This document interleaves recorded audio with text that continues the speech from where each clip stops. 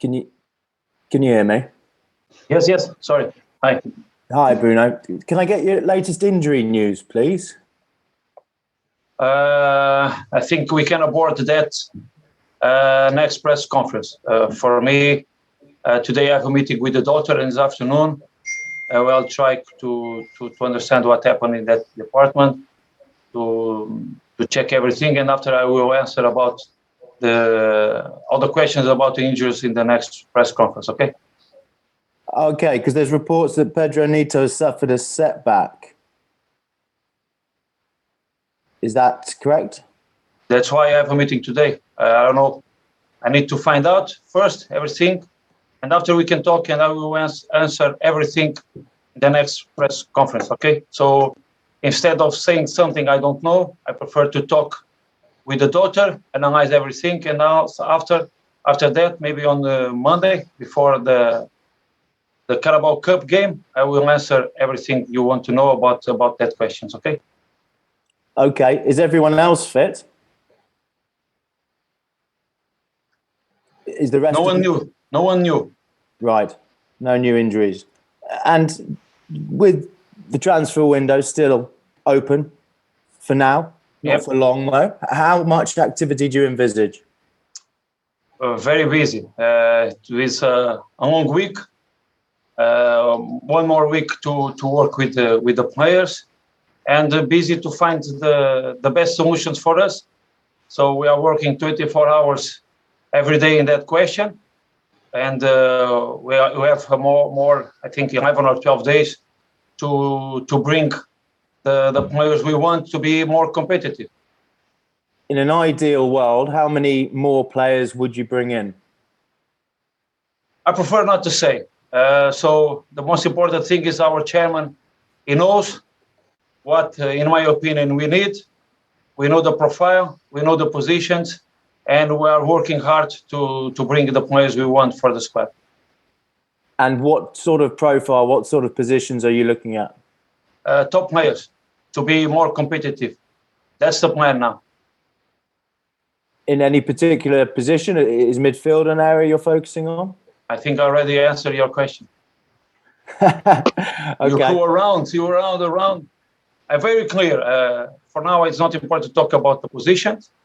It's important to talk about all the squad and to bring more top players to us to help us to be more competitive. And I think we need to do that step to be that team we want to build up, and that team we will create a good image of Wolverhampton and for all fans. Will players need to go out in order for players to come in? For now, I'm training with 15 professional players. So in the last week, I saw 2 players go. I think we are in the moment to bring guys, top players, and instead of thinking about to someone go. Ruben Neves is being linked with Manchester United. Is he for sale? All the top players we have are linked with all the players in the world. If you go to see the news from Portugal, all the players from Benfica are linking to Wolves. So, but he's a player you would want to keep, or does every player have their price? I think the second answer is my answer. Every player has a price, but what I saw from Ruben is happy to be here. We are happy with him. What he did the last game, it was very good, and we're not thinking to see anyone goes. So for me, it's not a question, but you never know if Messi change from Barcelona to PSG, anyone can go and can move to another club. And this weekend sees Nuno Espirito Santo return to Molineux. What sort of reception do you think he'll get? I think a big welcome to him, to his staff, because, like I said before, what he did here, it was really amazing. We can feel it. I saw that from Championship to Premier League and to play in the UEFA Cup. So 3 amazing years or 4 amazing years. So I think the fans will give him a big welcome, and because they don't forget what he did. But after the whistle, I think they will support us to help us to win the match. Do you think his knowledge of the club, of the players, will help him this weekend? Yeah, can help. But the same way, in these days, everyone knows everything about the opponents. The way we study the opponents, the way we saw the games, we can see the games live, we can see the games after in the video, we can analyze everything.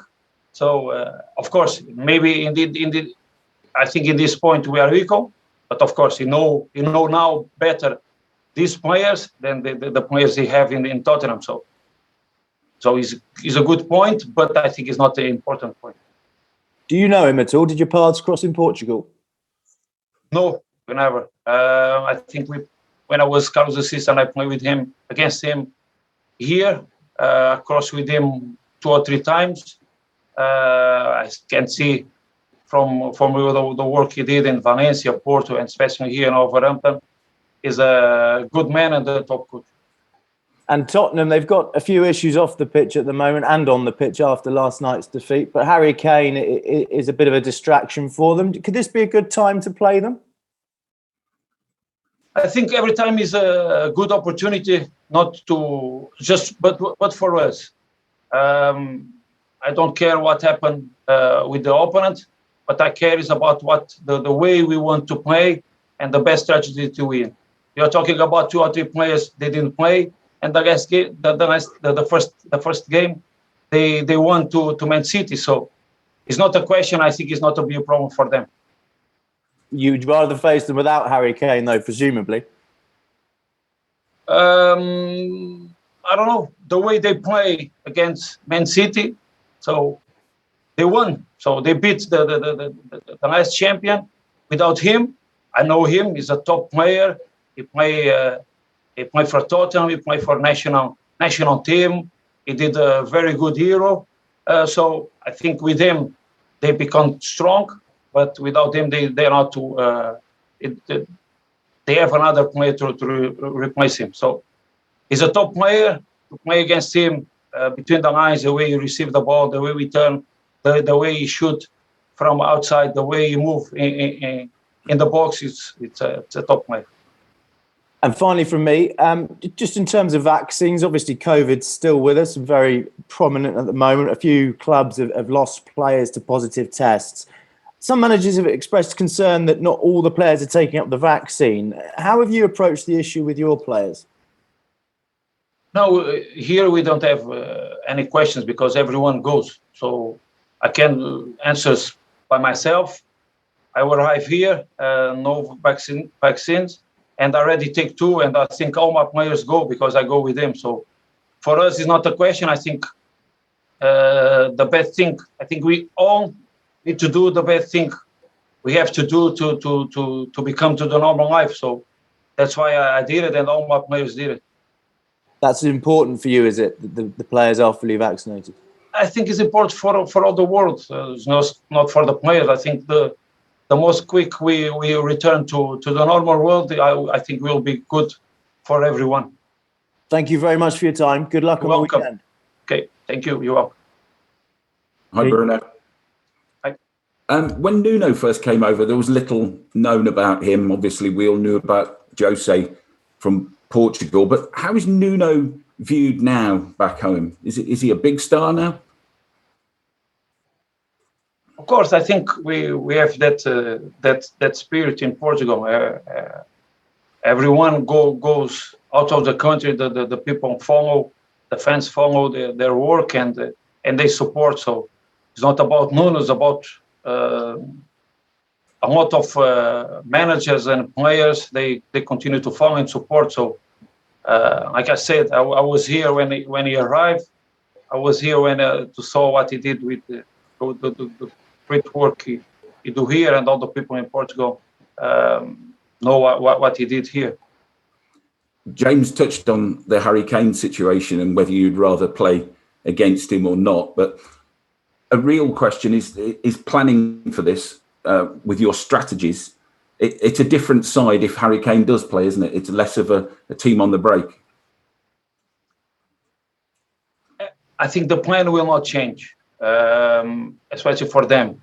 So For us, we need to try to understand what Kane do as a striker, and in the moment, for what I saw in the last game, what Son can do as a striker. So both try to link the game between the lines. Both they run in behind of the defenders.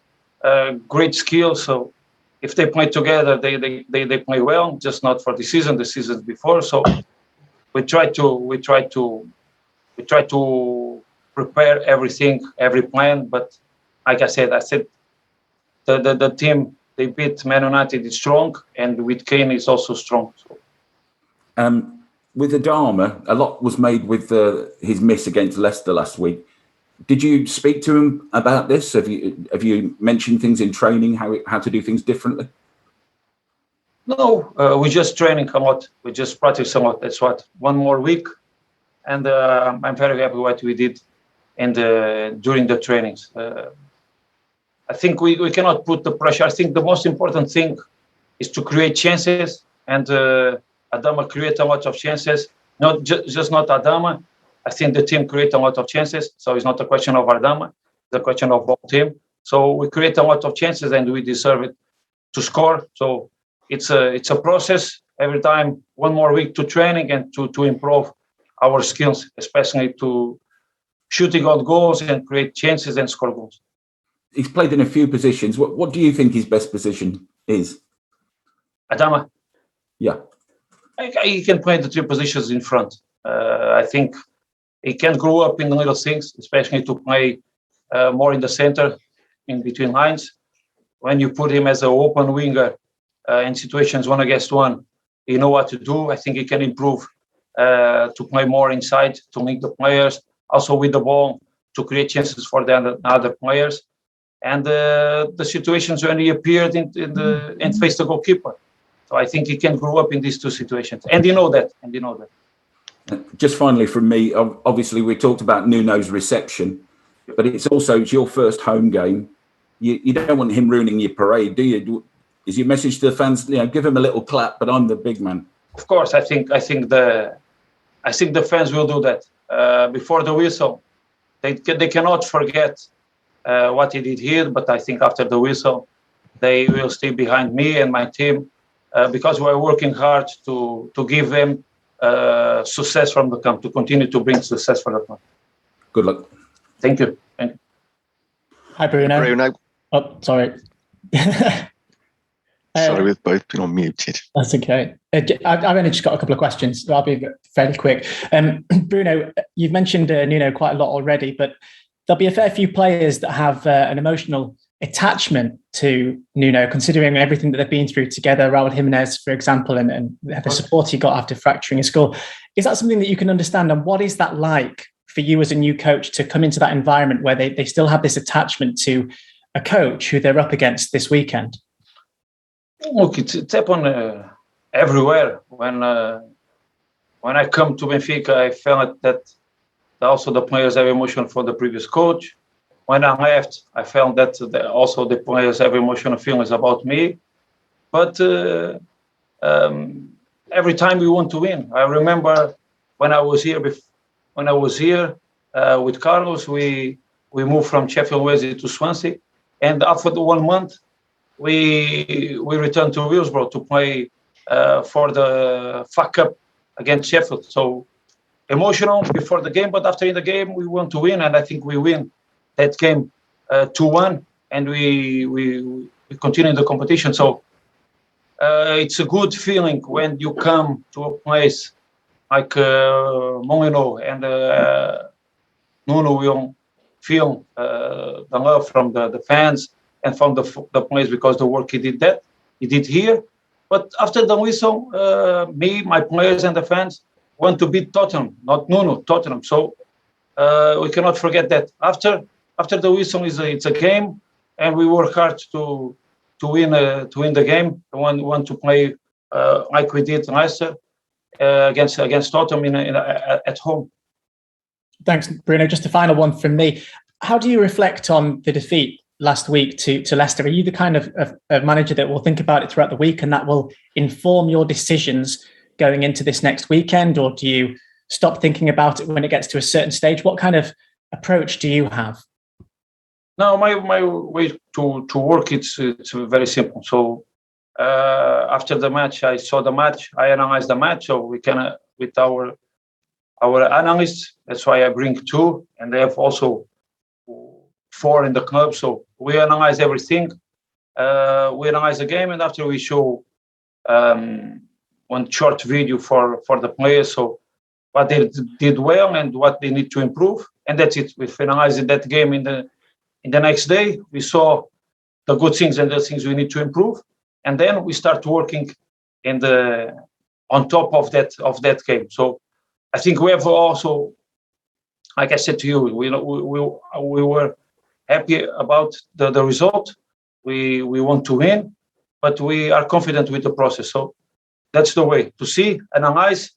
First, I analyze. After, I show a video to players, and then we continue to work. That's why I think we did another good week of training, and we are ready to do a good game like we did against Leicester. Thanks, Bruno. Good luck. Thank you. Right, hi, Bruno. A week ago, you said that you actually wanted 3 to 4 additions before the window closed. You said this morning you want top players. So have you made any progress? Because the window closes in 11 days, as I'm sure you know. Yeah, we're trying. We are trying. The market now is in the very hard position.